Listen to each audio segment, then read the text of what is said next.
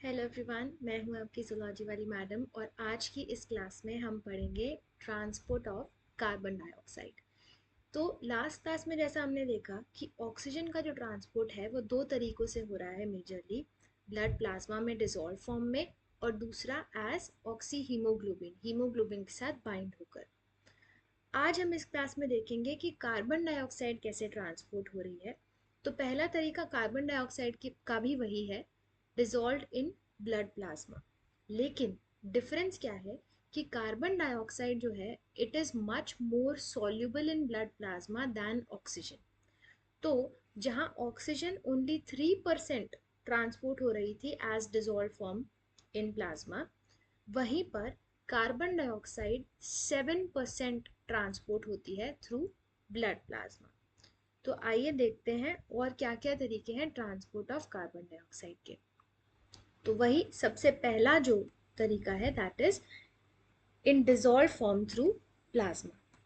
Plasma में dissolve form में 7% carbon dioxide जो है वो ट्रांसपोर्ट होता है मोर देन ऑक्सीजन, क्योंकि कार्बन डाइऑक्साइड की जो सॉल्युबिलिटी है वाटर में वो ज़्यादा है देन ऑक्सीजन।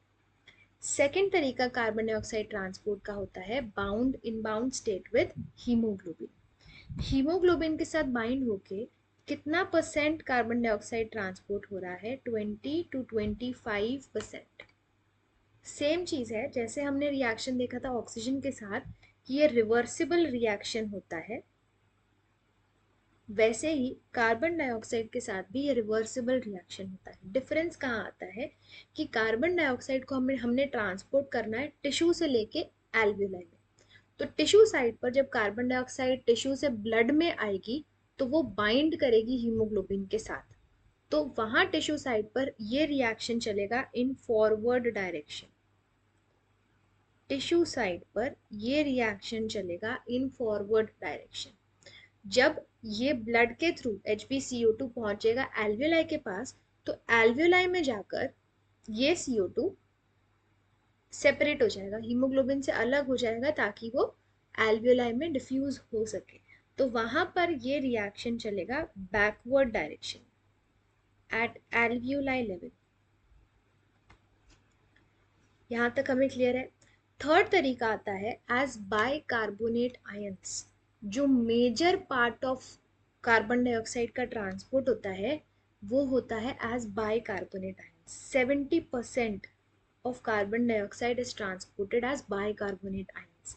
और मेजरली कौन से bicarbonate? Sodium bicarbonate. Sodium bicarbonate की फॉर्म में कार्बन डाइऑक्साइड का मेजर ट्रांसपोर्ट होता है। अब ये जो ट्रांसपोर्ट है ये दो अलग अलग साइड्स पे हो रहा है, जैसा हमने लास्ट में देखा हीमोग्लोबिन में कि टिश्यू लेवल पर अलग हो रहा है और एल्वियोलर लेवल पर अलग हो रहा है। अब हम इन दोनों को अलग अलग साइड्स पर अलग अलग पढ़ेंगे कि टिश्यू लेवल पर क्या रिएक्शंस हो रहे हैं और एल्वियोलर लेवल पर जाकर क्या रिएक्शंस हो रहे हैं। तो सबसे पहले हम देखते हैं टिश्यू लेवल पर।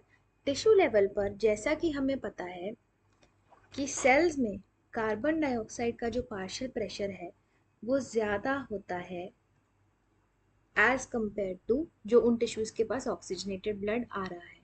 तो कार्बन डाइऑक्साइड यहाँ ज़्यादा होती है, तो ये कार्बन डाइऑक्साइड डिफ्यूज़ करके ब्लड में जाती है और ब्लड में ये एंटर कर जाती है हमारे आरबीसी में। This is RBC. और आरबीसी के बाहर यहाँ पर प्रेजेंट है प्लाज्मा। टिश्यू टिश्यू वाली जो कार्बन डाइऑक्साइड है आरबीसी में जाकर इट कंबाइंस विथ वाटर और ये बना लेती है H2CO3। This H2CO3 breaks down into H positive plus HCO3 negative. अब जब बहुत सारी कार्बन डाइऑक्साइड आरबीसी में एंटर कर रही है तो ऑब्वियसली बहुत सारे HCO3 नेगेटिव आयंस भी बन रहे हैं। ये HCO3 नेगेटिव आयंस आरबीसी में एक्यूमुलेट होने लग जाते हैं। आरबीसी में इनकी कॉन्सेंट्रेशन बढ़ती जाती है और एज कंपेयर टू आरबीसी बाहर प्लाज्मा में HCO3 नेगेटिव कम होते हैं।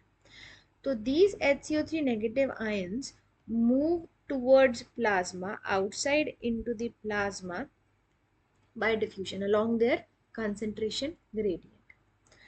दूसरी चीज, अब बहुत सारे HCO3 नेगेटिव आयंस अगर बाहर जाएंगे तो सेल के अंदर जो नेगेटिव चार्ज है वो कम होता जाएगा। तो इलेक्ट्रिकल न्यूट्रलिटी को मेंटेन करने के लिए प्लाज्मा से कुछ क्लोराइड आयंस, नेगेटिव आयंस जो है वो एंटर करते हैं inside the RBC to maintain the electrical neutrality. इसी पूरे प्रोसेस को ही हम क्या बोल रहे हैं? Chloride shift. This process is called chloride shift, या फिर इसी को बोलते हैं हैम्बर्गर्स फिनोमेना।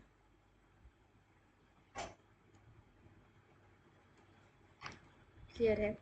दूसरी चीज, यहाँ पर हम देखें तो H पॉजिटिव आयंस की कंसेंट्रेशन भी बढ़ रही है। ये H पॉजिटिव आयंस क्या करेंगे?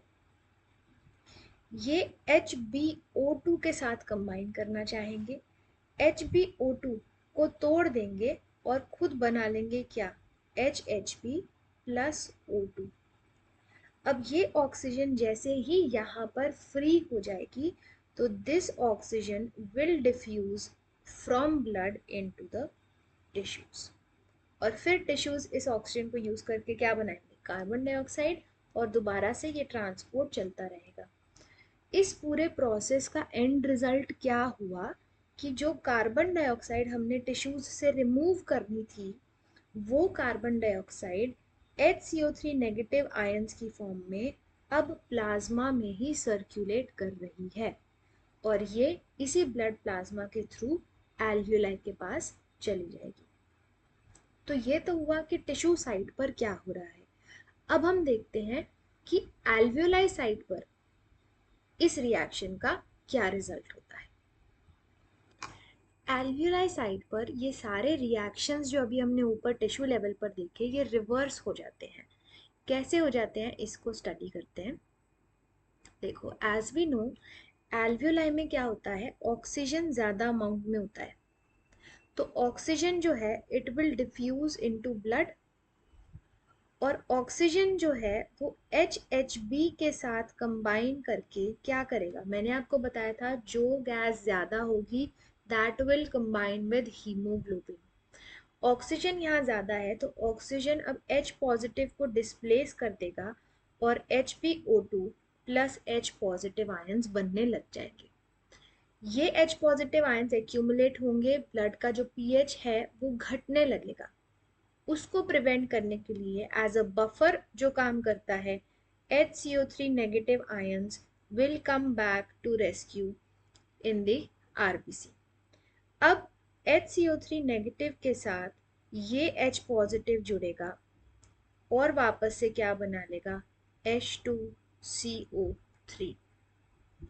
This H2CO3 will then break down to form H2O plus CO2, और ये CO2 अब वापस से डिफ्यूज होकर चली जाएगी एल्वियोलाई में, और इस एल्वियोलाई के through it will be excelled out.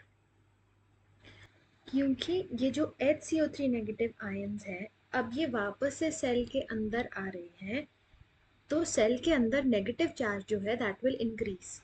उसी नेगेटिव चार्ज को फिर से मेंटेन करने के लिए जो क्लोराइड आयंस पहले सेल के अंदर आए थे they will again move out. तो मतलब क्या हो रहा है कि जो भी रिएक्शंस टिश्यू साइड पर हुए थे वो सारे रिएक्शंस वापस से रिवर्स हो गए हैं एट एल्वियोलाई लेवल, और इसीलिए इसे बोला जाता है रिवर्स क्लोराइड शिफ्ट। तो this is all about the transport of carbon dioxide. मिलते हैं नेक्स्ट वीडियो में, तब तक के लिए all the best, good luck.